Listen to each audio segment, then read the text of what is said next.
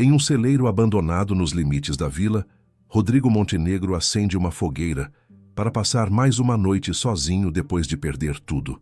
3 pares de olhos amarelos brilham na escuridão, onças pintadas selvagens.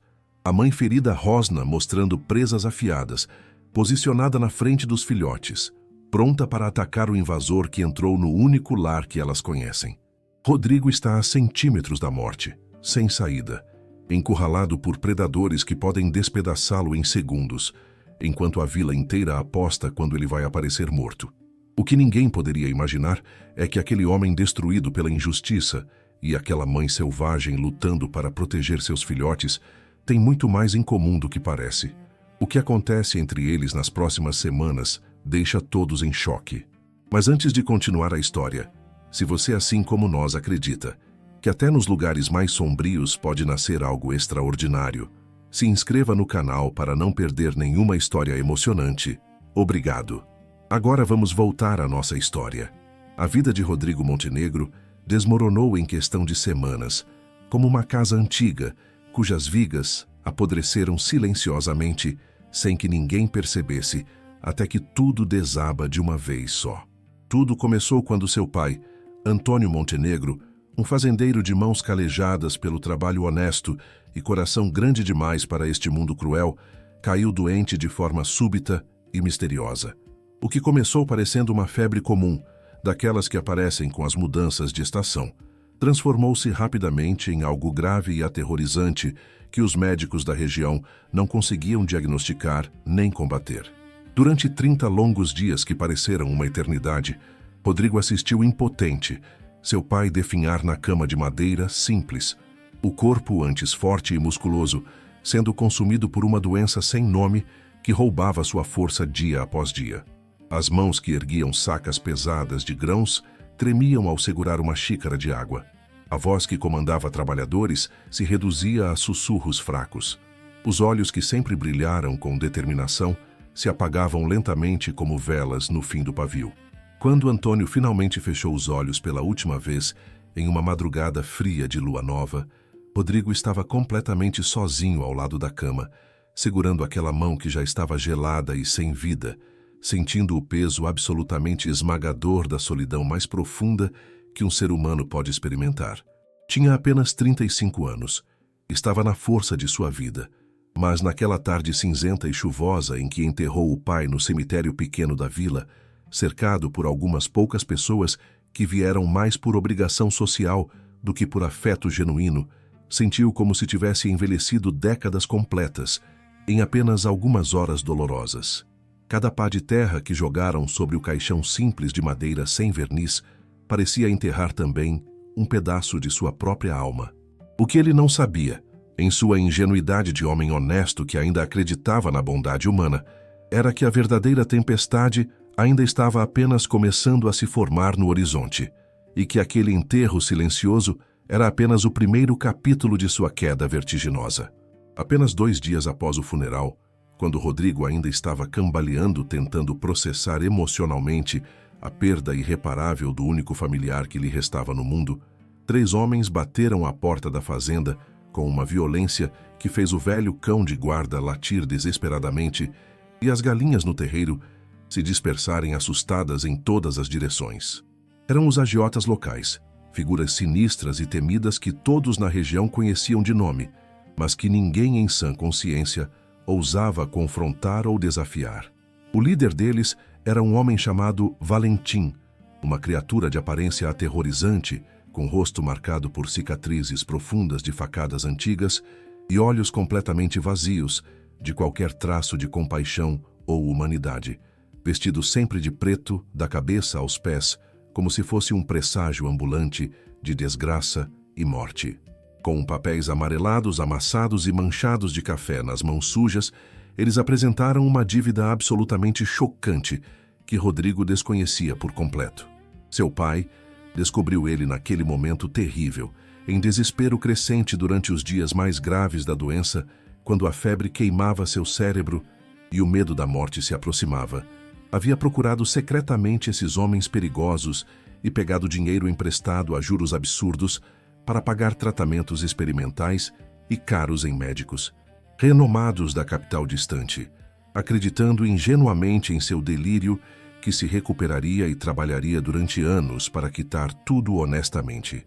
Mas a morte impiedosa chegou primeiro, deixando para trás uma dívida completamente impossível de pagar, com juros que dobravam a cada mês que passava, como erva daninha venenosa que sufoca uma plantação inteira em questão de semanas. Rodrigo tentou desesperadamente negociar com voz trêmula que mal conseguia manter firme. Explicou com lágrimas nos olhos que precisava de tempo para colher a safra que estava quase pronta nos campos, vender tudo no mercado, juntar o dinheiro necessário. Implorou por compreensão humana básica, por piedade, por algum traço de humanidade nesses homens de pedra. Valentim apenas sorriu com aquela frieza cortante e cruel de quem já viu e fez coisas que arrancariam o sono de pessoas normais, e disse calmamente que não estava nem um pouco interessado em esperar meses por dinheiro quando tinha outros homens interessados na propriedade. Homens com dinheiro vivo nas mãos e absolutamente sem paciência para histórias tristes de órfãos chorosos. Rodrigo sentiu literalmente o chão se abrir sob seus pés, como se estivesse caindo em um abismo sem fundo. Em uma semana, apenas 7 dias miseráveis, precisaria pagar uma quantia absolutamente absurda que nem em 10 anos de trabalho duro conseguiria juntar, ou perderia definitivamente tudo que restava de sua vida destruída. Passou as noites seguintes completamente em claro, sentado à mesa de madeira gasta, com papéis espalhados por todos os lados, calculando, recalculando obsessivamente.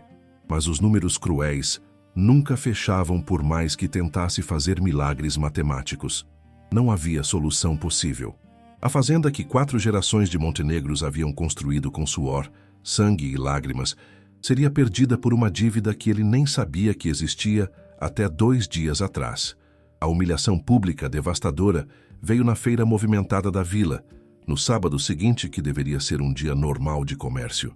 Era um dia absurdamente ensolarado e movimentado, com comerciantes animados, vendendo seus produtos frescos em barracas coloridas, crianças correndo descalças e rindo entre as barracas, enquanto suas mães negociavam preços, e o cheiro reconfortante de comida recém-preparada enchendo o ar. Rodrigo estava ali tentando vender algumas ferramentas velhas e ainda úteis para conseguir qualquer quantia miserável de dinheiro, quando seus tios apareceram como abutres que sentem o cheiro de carniça a quilômetros de distância. Héctor e Maurício Montenegro, os irmãos mais novos e perpetuamente invejosos de seu falecido pai, eram homens que Rodrigo sempre instintivamente evitara durante toda a sua vida. Tinham aqueles olhos gananciosos e famintos que brilhavam ao ver oportunidades de lucro, e sorrisos completamente falsos que nunca alcançavam seus olhos mortos. Eram o tipo de pessoa que aparece apenas quando há algo valioso a ganhar e desaparece completamente quando você realmente precisa de ajuda. Eles se aproximaram com um delegado visivelmente corrupto de barriga grande e suor escorrendo pelo rosto gordo, e um advogado de aparência suja com roupas manchadas e cheiro de bebida barata, trazendo documentos oficiais que alegavam ser um testamento autêntico deixado por Antônio. Segundo aqueles papéis, obviamente, e grotescamente falsificados para qualquer um com 2 olhos funcionais, a fazenda havia sido deixada em testamento oficial para os irmãos invejosos, já que Rodrigo era considerado jovem demais, irresponsável demais, completamente incapaz de administrar terras produtivas sem desperdiçá-las em vícios e bobagens. A discussão acalorada aconteceu ali mesmo, no meio da feira lotada de gente, com literalmente dezenas e dezenas de pessoas observando o espetáculo como se fosse entretenimento gratuito. Rodrigo gritou com toda a força de seus pulmões que aquilo era mentira descarada, que nunca houve testamento algum, que seu pai sempre dissera claramente que tudo seria dele quando chegasse o momento inevitável. Mas os tios tinham a lei corrupta de seu lado, ou pelo menos tinham subornado generosamente todos que faziam e aplicavam a lei na região. Com a conivência criminosa dos agiotas sedentos por dinheiro, do juiz corrupto que recebia propina mensal e de outros homens poderosos da região que protegiam seus próprios interesses escusos, eles tomaram absolutamente tudo em questão de dias rapidíssimos. Rodrigo foi literalmente arrastado para fora de sua própria casa de infância por homens grandes contratados especialmente para isso, enquanto vizinhos que ele conhecia desde criança assistiam em silêncio covarde, olhos baixos, com medo visceral de se envolverem e se tornarem os próximos alvos da máquina de moer gente. Alguns desviavam o olhar com vergonha palpável estampada no rosto. Outros assistiam com curiosidade mórbida brilhando nos olhos. Ele conseguiu sair apenas com a roupa suja do corpo e uma mochila velha de lona rasgada, onde conseguiu jogar freneticamente algumas lembranças preciosas antes de ser brutalmente expulso por mãos violentas que o empurravam e socavam. O relógio de bolso de prata que pertencera ao avô que nunca conheceu.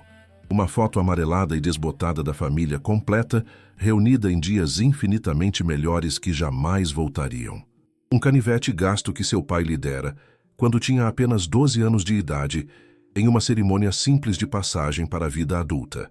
Era literalmente tudo que restava de 35 anos completos de vida, de gerações inteiras de história familiar, de um lar acolhedor que agora não existia mais.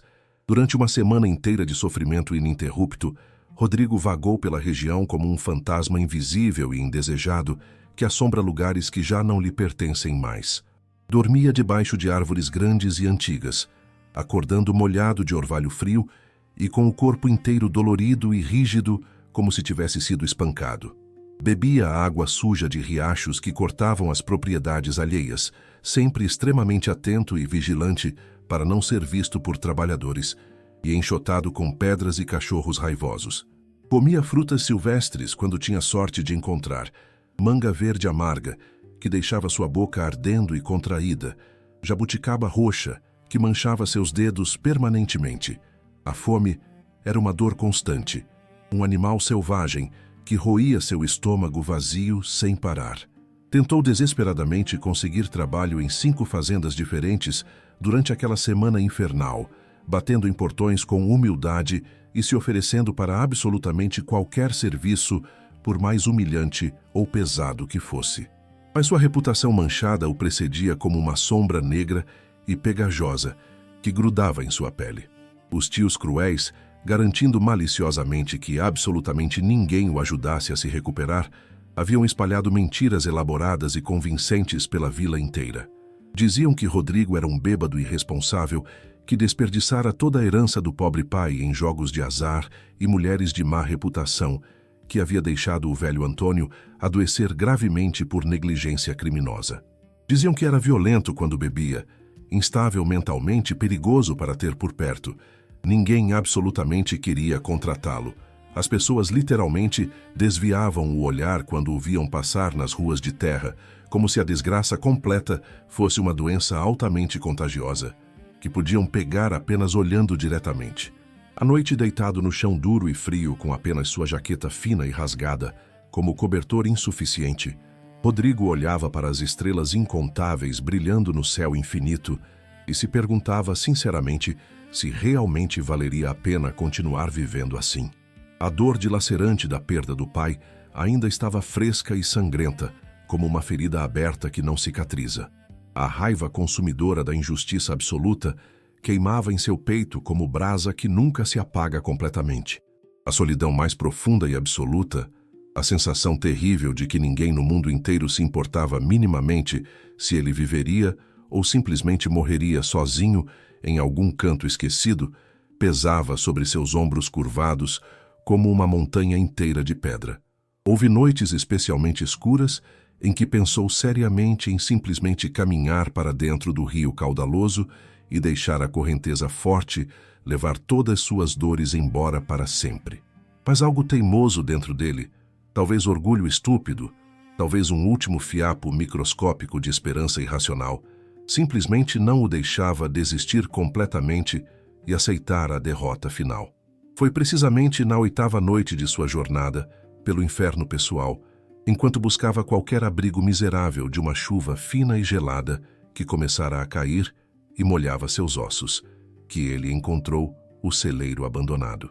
Estava bem nos limites mais distantes e esquecidos da vila, em uma propriedade antiga e completamente abandonada, que pertencera décadas atrás a um coronel poderoso que morrera sem herdeiros legítimos conhecidos.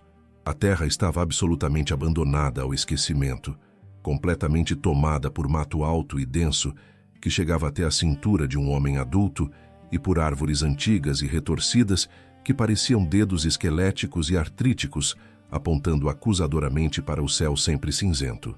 O celeiro em si era uma estrutura originalmente grande e impressionante, mas agora visivelmente deteriorada pelo tempo implacável e pelo abandono completo. Paredes externas de madeira rachadas profundamente com tábuas soltas, batendo ao vento como ossos se chocando. Telhado parcialmente desabado, deixando buracos enormes por onde a chuva fria entrava livremente. Janelas completamente quebradas que pareciam olhos vazios e mortos, olhando para o nada absoluto na escuridão opressiva. Havia algo profundo e visceralmente sinistro naquele lugar maldito. Uma atmosfera pesada e opressiva, como uma mão invisível apertando sua garganta, que fazia todos os pelos do pescoço se eriçarem instantaneamente em alerta primitivo e o estômago apertar em puro pânico instintivo. Mas Rodrigo estava faminto até sentir tonturas, exausto até seus ossos e absolutamente desesperado, sem nenhuma alternativa visível. Qualquer teto, por pior, mais assustador e mais perigoso que fosse, era infinitamente melhor que passar mais uma única noite embaixo da chuva gelada, que poderia matá-lo de hipotermia. Na manhã seguinte, ao amanhecer cinzento, com o corpo inteiro dolorido, como se tivesse sido atropelado, e o estômago roncando tão alto que parecia um animal preso dentro dele, caminhou lentamente até a vila para tentar conseguir qualquer coisa de comer. Em uma venda pequena, escura e empoeirada, que vendia praticamente tudo que se possa imaginar, enquanto remexia com vergonha as poucas moedas miseráveis que ainda restavam no fundo furado de seu bolso, ouviu, por acaso, 2 homens mais velhos conversando em voz baixa sobre o celeiro amaldiçoado. Um deles, um comerciante velho e curvado com barba longa e completamente grisalha e mãos trementes de idade avançada, fez o sinal da cruz católica várias vezes ao mencionar o lugar amaldiçoado onde espíritos malignos habitavam. Rodrigo, com a curiosidade naturalmente aguçada por estar morando precisamente no local que discutiam, se aproximou discretamente e perguntou educadamente sobre a propriedade abandonada que havia encontrado. O silêncio pesado e extremamente desconfortável que se seguiu foi quase físico. Os 2 homens se entreolharam com olhos arregalados de puro terror, como se Rodrigo tivesse acabado de dizer algo absolutamente absurdo, blasfemo ou extremamente perigoso. O comerciante velho finalmente falou com voz baixa, trêmula e cheia de medo genuíno, como se receasse seriamente ser ouvido por algo invisível, maligno e vingativo que poderia estar escutando a conversa. Aquele lugar é completamente amaldiçoado, rapaz jovem. Ninguém, absolutamente ninguém em sã consciência, consegue passar uma noite inteira lá dentro e sair vivo ou são. Houve gente que tentou reformar e recuperar o celeiro há exatamente 5 anos atrás. 3 trabalhadores jovens, fortes e corajosos como touros de rodeio, foram contratados e pagos generosamente para consertar o telhado desabado e as paredes podres. Eles entraram confiantes logo de manhã cedo, com suas ferramentas novas e toda a confiança do mundo, mas fugiram correndo desesperadamente antes do amanhecer seguinte, completamente aterrorizados e chorando como crianças pequenas, jurando aos prantos entre soluços que viram sombras imensas e impossíveis se movendo nas trevas absolutas e ouviram rosnados profundos, guturais e sobrenaturais que literalmente congelavam o sangue nas veias e faziam a alma humana querer fugir do corpo físico. Um deles ficou gravemente ferido, tentando escapar às pressas pela janela quebrada, com arranhões extremamente fundos e sangrentos nas costas que pareciam ter sido feitos por garras gigantescas de alguma fera desconhecida pela ciência. O médico que o atendeu na emergência jurou por tudo que é sagrado nunca ter visto ferimentos assim em 40 anos de profissão, não de nenhum animal conhecido desta região ou de qualquer outra. Desde aquele dia terrível, ninguém se atreve a chegar perto. Dizem que há demônios ancestrais lá dentro, ou fantasmas vingativos do velho coronel, e de todos aqueles que sofreram e morreram naquela propriedade há muitos anos atrás. O outro homem, um fazendeiro de meia-idade com cicatrizes de trabalho duro, concordou balançando a cabeça energicamente para cima e para baixo. Meu primo mais jovem passou perto daquele celeiro maldito uma vez à noite, voltando apressado da fazenda vizinha por um atalho. Disse entre lágrimas que ouviu uivos absolutamente horríveis e sobrenaturais vindo de dentro das paredes, como se o próprio inferno estivesse preso e tentando escapar daquelas paredes amaldiçoadas. Ele nunca mais voltou por aquele caminho, mesmo que seja muito mais longo dar a volta completa. Alguns dizem que o coronel fazia rituais satânicos lá dentro antes de morrer misteriosamente. Outros juram que ele torturava escravos e enterrava os corpos nas fundações. Seja o que for, aquele lugar está marcado pelo mal absoluto. Mas antes de continuar essa história intensa, me diz uma coisa bem sincera. Você acredita mesmo em lugares verdadeiramente amaldiçoados? Em energias negativas ou coisas sobrenaturais que não conseguimos explicar racionalmente com ciência, mas que sabemos no fundo, mais profundo da alma, que existem e são absolutamente reais e perigosas? Pausa o vídeo exatamente agora e vai direto nos comentários. Contar se você já passou por alguma experiência paranormal assim. Visitou algum lugar que absolutamente todas as pessoas evitavam como praga, e você descobriu por si mesmo o verdadeiro motivo aterrorizante por trás dos medos ancestrais. Quero muito saber sua história pessoal. Me conta detalhadamente nos comentários o que aconteceu com você. Rodrigo ouviu absolutamente tudo, com profundo ceticismo nascido de desespero total. Ele simplesmente não acreditava em maldições sobrenaturais, fantasmas vingativos ou demônios escondidos. Acreditava firmemente em homens cruéis de carne e osso, em injustiças reais e palpáveis que você pode tocar com as mãos, em dor física genuína que te machuca por dentro e por fora. Histórias infantis de terror simplesmente não assustavam minimamente alguém que já havia perdido literalmente tudo o que importava na vida real. Agradeceu educadamente a informação preocupada com um aceno respeitoso de cabeça e comprou com suas últimas moedas pão velho de 2 dias atrás, que já estava duro como pedra, e um pedaço minúsculo de carne seca que custou quase tudo que tinha. Quando voltou caminhando lentamente ao celeiro assombrado ao anoitecer, carregando sua comida absolutamente miserável, a determinação férrea de sobreviver mais um dia superava completamente qualquer medo do desconhecido sobrenatural. Ele arrombou a porta completamente enferrujada, com um pedaço grosso de pau apodrecido que encontrou jogado no chão coberto de folhas, e o rangido alto, prolongado e agonizante ecoou na noite silenciosa e opressiva como um grito de aviso sinistro que atravessava a alma. O interior do celeiro era ainda infinitamente mais sinistro, opressivo e aterrorizante do que havia imaginado em seus piores pesadelos. Havia feno completamente apodrecido espalhado por todos os cantos escuros, exalando um cheiro absolutamente azedo e nauseante de decomposição orgânica avançada. Ferramentas antigas completamente enferrujadas e inúteis estavam jogadas aleatoriamente pelo chão empoeirado, algumas quebradas e retorcidas de formas impossíveis que sugeriam violência. Teias de aranha incrivelmente densas e pegajosas cobriam literalmente todos os cantos mais altos, balançando levemente e sinistramente com correntes de ar invisíveis e geladas que vinham de lugar nenhum. O cheiro opressivo era de mofo antigo, misturado com algo profundamente animal, selvagem e primitivo, que ele simplesmente não conseguia identificar, mas que ativava instantaneamente todos seus instintos mais primitivos de perigo mortal. Havia também um odor forte e penetrante de urina concentrada, que claramente marcava território de forma animal. Mas pelo menos estava razoavelmente seco. Havia algum teto precário sobre sua cabeça desprotegida, e naquele momento desesperado, isso era literalmente tudo que importava para sua sobrevivência básica imediata.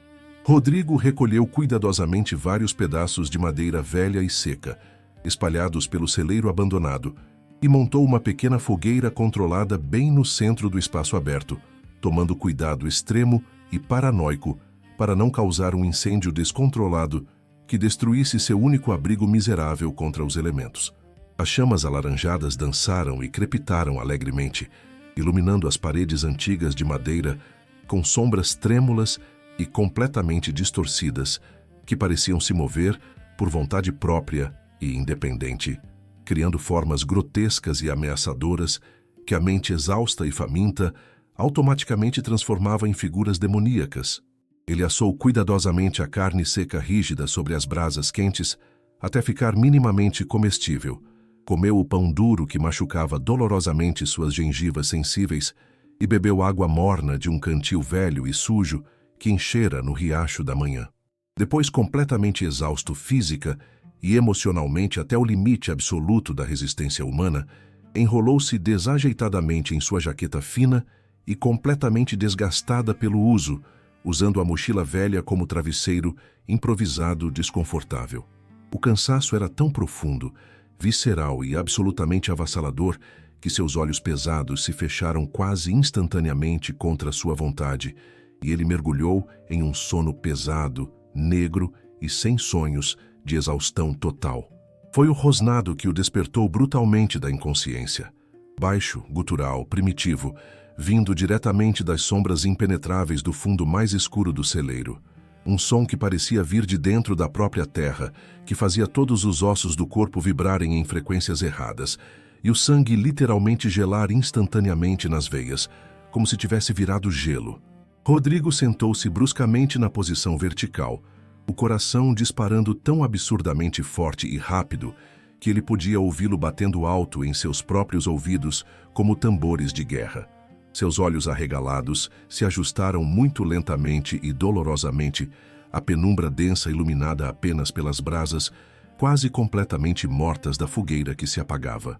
E então ele finalmente viu algo que congelou completamente seu sangue, e seu cérebro aterrorizado demorou vários segundos preciosos para realmente processar e acreditar no que estava vendo diante dele. 3 pares de olhos amarelos brilhantes como lanternas sobrenaturais, brilhando intensamente na escuridão absoluta, completamente fixos nele, com uma intensidade predatória e assassina que congelou seu sangue instantaneamente e paralisou cada único músculo de seu corpo em terror puro. O terror que sentiu foi absolutamente instantâneo, visceral, primitivo e completamente avassalador de uma forma que nunca experimentara antes. Seu corpo inteiro se enrijeceu, como se tivesse literalmente virado pedra sólida, e por um momento, que pareceu durar uma eternidade congelada no tempo, ele simplesmente não conseguiu se mover 1 milímetro, respirar ou pensar racionalmente. O medo primitivo e animal tomou conta absoluta.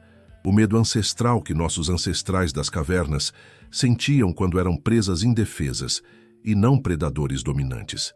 Então, de forma extremamente lenta e deliberada, como em um pesadelo em câmera lenta, as 3 criaturas emergiram gradualmente das sombras impenetráveis, como pesadelos antigos, ganhando forma sólida e real.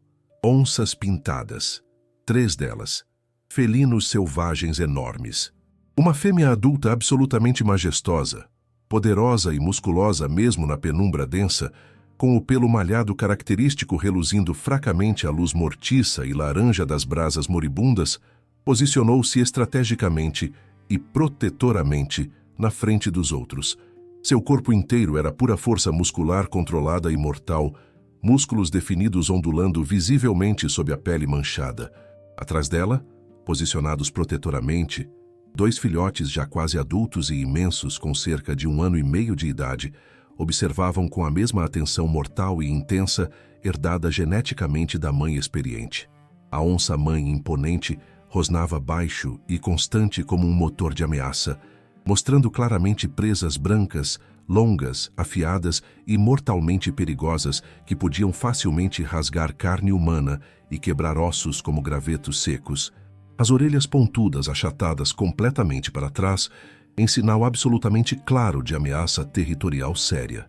Ela mancava visivelmente e dolorosamente da pata traseira esquerda, e Rodrigo percebeu através da névoa densa de terror absoluto que ela estava gravemente ferida. Mas mesmo ferida e mancando, era uma força absoluta e implacável da natureza selvagem, perfeitamente capaz de matá-lo instantaneamente com um único golpe poderoso daquelas patas enormes equipadas com garras afiadas como lâminas. Agora, me fala sinceramente uma coisa importante. Você já teve um encontro cara a cara com a morte? Já olhou diretamente nos olhos de um predador selvagem e sentiu que sua vida poderia terminar em segundos? Deixa pausado o vídeo agora e vai comentar essa experiência aterrorizante nos comentários se você já passou por algo remotamente parecido. Quero muito saber como você reagiu e o que sentiu naquele momento de puro terror. Rodrigo forçou-se a respirar muito devagar e extremamente controlado, lutando desesperadamente contra literalmente cada instinto primitivo que gritava dentro de sua cabeça para ele simplesmente correr o mais rápido possível. Lembrou-se vagamente de histórias antigas que ouvira durante a infância sobre animais selvagens e perigosos, sobre como o medo humano descontrolado, o pânico cego e irracional, frequentemente desencadeava ataques fatais e irreversíveis. Ele permaneceu completamente imóvel como uma estátua de pedra, transformando-se em algo inanimado, evitando cuidadosamente e conscientemente olhar diretamente nos olhos amarelos e penetrantes da onça dominante, o que ela certamente interpretaria como desafio direto e inaceitável à sua autoridade absoluta sobre aquele território. E foi então, através da névoa densa de terror absoluto que nublava seu pensamento, que percebeu algo absolutamente crucial para sua sobrevivência imediata. Os animais selvagens também estavam visivelmente assustados dele. Podia ver claramente na linguagem corporal expressiva deles, nas orelhas baixas mas não totalmente abaixadas em fúria, na forma extremamente cautelosa como recuavam milimetricamente para seu canto estabelecido no fundo escuro do celeiro. Eles não estavam ativamente caçando presa, não estavam atacando agressivamente invasor. Estavam defendendo seu território sagrado de intruso perigoso. Aquele celeiro abandonado e esquecido pela civilização era obviamente a casa deles há muito tempo, provavelmente há muitos meses ou até mesmo anos, e ele era o intruso humano perigoso e ameaçador que havia invadido brutalmente seu lar seguro. A onça-mãe poderosa deu um último rosnado prolongado, alto e absolutamente ameaçador de aviso final definitivo, e então, mantendo seus olhos amarelos intensos constantemente fixos em Rodrigo, sem piscar uma única vez, deitou-se protetoramente e estrategicamente na frente dos filhotes preciosos, formando uma barreira viva e mortal entre eles vulneráveis e o humano potencialmente perigoso. Mas seus olhos felinos nunca, nem por um único segundo sequer, deixaram de vigiá-lo com atenção absolutamente total e implacável. Rodrigo entendeu perfeitamente a mensagem não verbal, mas perfeitamente clara e inequívoca. Poderia ficar compartilhando aquele abrigo precário, mas deveria respeitar absolutamente e sem exceções o espaço sagrado e intocável deles. Não deveria, sob hipótese alguma, tentar se aproximar. Não deveria fazer movimentos bruscos ou ameaçadores. Deveria manter sempre distância segura e respeitosa. Aquela noite absolutamente interminável e aterrorizante, ele simplesmente não dormiu um único minuto. Manteve a fogueira cuidadosamente acesa e alimentada, colocando pedaços novos de madeira a cada hora religiosamente, e observou os felinos magníficos à distância considerada segura. Percebia, através das horas que se arrastavam com lentidão torturante, como a mãe selvagem cuidava dos filhotes grandes com ternura feroz e profundamente tocante, como lambia repetidamente suas cabeças enormes com língua áspera e maternal, como os mantinha sempre próximos ao calor reconfortante de seu corpo poderoso, como ocasionalmente rosnava baixo de advertência quando um deles tentava se aventurar muito longe da segurança. Havia algo profunda e surpreendentemente humano naquela proteção maternal instintiva e incondicional, e Rodrigo, através de seu próprio medo visceral e solidão esmagadora, sentiu uma conexão estranha, improvável e completamente inexplicável com aquela mãe selvagem e solitária. Ambos estavam completamente sozinhos no mundo cruel. Ambos estavam lutando desesperadamente a cada dia para sobreviver mais 24 horas. Ambos haviam sido cruelmente abandonados por aqueles que deveriam naturalmente protegê-los e cuidar deles. Os dias seguintes foram de adaptação extremamente cautelosa e gradual de ambos os lados da equação. Rodrigo estabeleceu uma rotina absolutamente rígida e completamente previsível. Acordava religiosamente sempre ao amanhecer, quando as onças saíam silenciosamente para caçar suas presas, através da abertura natural que encontraram no telhado quebrado, e aproveitava essa janela segura para sair também. Ia até a vila distante, fazer pequenos bicos humilhantes, que pagavam apenas algumas moedas absolutamente miseráveis, mas que eram sua única fonte real de renda e sobrevivência. Carregava sacas extremamente pesadas de grãos no armazém sujo, até suas costas gritarem de dor, e seus músculos queimarem como fogo. Consertava cercas intermináveis de arame farpado que cortavam profundamente suas mãos até sangrarem. Limpava estábulos completamente imundos de animais. Qualquer trabalho humilhante, degradante ou fisicamente destrutivo que lhe pagasse o mínimo suficiente para não literalmente morrer de fome. Os moradores curiosos da vila o olhavam com curiosidade mórbida crescente dia após dia, fazendo apostas entre si em voz baixa sobre quando exatamente ele apareceria todo rasgado, ensanguentado e agonizante, ou quando simplesmente não apareceria mais porque finalmente teria sido brutalmente devorado pelas criaturas sobrenaturais do celeiro, eternamente amaldiçoado. Mas Rodrigo voltava fielmente todas as tardes sem falta, sempre no exato mesmo horário previsível, fazendo barulho deliberado e alto ao se aproximar do celeiro para anunciar claramente sua chegada pacífica aos habitantes. Ele nunca, sob absolutamente nenhuma circunstância, entrava de surpresa silenciosamente ou furtivamente. Com o pouco dinheiro suado duramente dos bicos degradantes, comprava comida básica e miserável para si mesmo sobreviver, mas também começou discretamente a trazer restos de carne crua e ossos velhos do açougue local. O açougueiro, naturalmente curioso e um pouco visivelmente perturbado, com os pedidos cada vez mais frequentes e estranhos, perguntou diretamente para que diabos queria tantos restos de carne regularmente. Rodrigo mentiu convincentemente, dizendo que tinha cães famintos que precisava alimentar. No início da relação delicada, jogava os pedaços generosos de carne crua para bem longe, próximo à área específica que as onças haviam claramente estabelecido como exclusivamente sua através de marcação olfativa, e se afastava muito rapidamente, sem olhar para trás. Lua, o nome carinhoso que ele havia dado mentalmente à mãe onça, por causa de uma mancha circular branca perfeita em seu flanco esquerdo, que brilhava suavemente como lua cheia nas noites, observava absolutamente tudo com desconfiança óbvia e olhos sempre estreitados em suspeita. Mas quando ele se retirava completamente para seu canto oposto e seguro, respeitando meticulosamente o território sagrado dela sem invasões, ela finalmente aceitava a comida oferecida gratuitamente. Os filhotes em crescimento, naturalmente muito mais curiosos e significativamente menos traumatizados pela vida dura, observavam tudo com atenção crescentemente intensa e interesse visível. Rodrigo lentamente começou a falar com eles em voz baixa, calma e reconfortante, enquanto preparava sua própria comida absolutamente miserável à noite, perto da fogueira.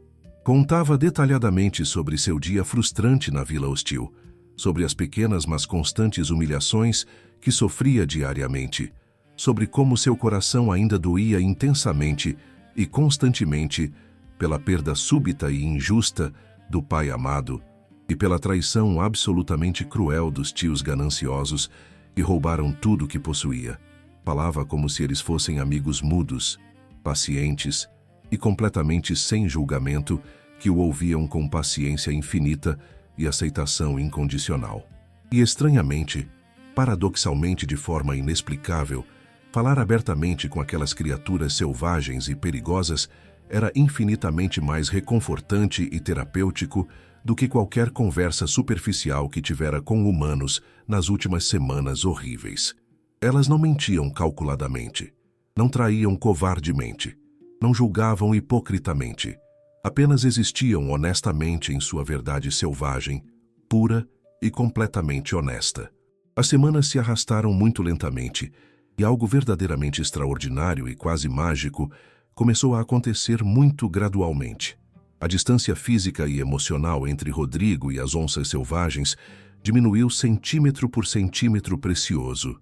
Lua parou completamente de rosnar ameaçadoramente quando ele entrava no celeiro compartilhado. Os filhotes impressionantes, que ele batizou carinhosamente de Sol e Sombra, por suas personalidades completamente distintas e opostas, Sol mais ousado, explorador e brincalhão, Sombra mais cauteloso, observador e pensativo, começaram gradualmente a se aproximar fisicamente durante o dia para observá-lo trabalhar silenciosamente em pequenos reparos necessários no celeiro deteriorado. Rodrigo nunca, jamais, sob nenhuma circunstância, tentou tocá-los. Nunca fez movimentos bruscos, rápidos ou potencialmente ameaçadores que pudessem assustá-los ou provocá-los. Respeitava profunda e sinceramente a natureza essencialmente selvagem deles. Entendia instintivamente que aquela relação delicada e improvável só funcionava precisamente porque havia respeito mútuo absolutamente genuíno e limites claramente estabelecidos e respeitados.